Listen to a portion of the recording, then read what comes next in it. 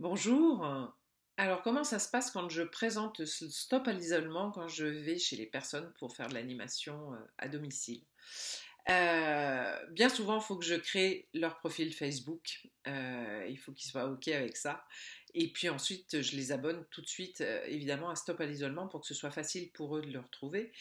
C'est souvent sur tablette que ça se passe, mais du coup, voilà, je les accompagne pour découvrir cet outil, pour découvrir tous ces rendez-vous qui leur sont proposés dans la semaine avec les chansons du lundi, avec les recettes de cuisine, avec les rires du vendredi, les jardins du samedi, les voyages du dimanche, et puis tous les rendez-vous que peut proposer cette chaîne de Stop à l'isolement.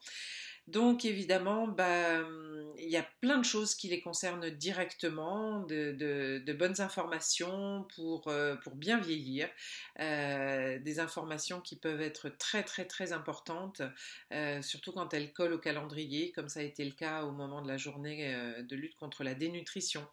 Donc il y a plein de choses qui peuvent être intéressantes. Il y a maintenant ce nouveau rendez-vous d'une lettre par jour. Je trouve que c'est une belle mise en avant de la poésie, en tout cas de la solidarité. Donc, c'est une première démarche qu'on fait ensemble. Et puis après, je vois si effectivement ils s'y sont rendus.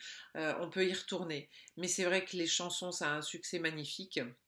Les animaux qui traversent les jardins, ça leur plaît aussi en général beaucoup. Voilà, c'est vraiment des rendez-vous qui sont donnés tous les jours, parfois même plusieurs fois par jour. Donc ça a forcément un beau succès. Et puis,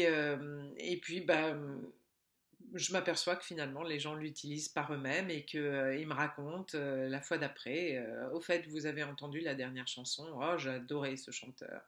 Donc, voilà, il faut que ça continue. Longue vie à Stop à l'isolement.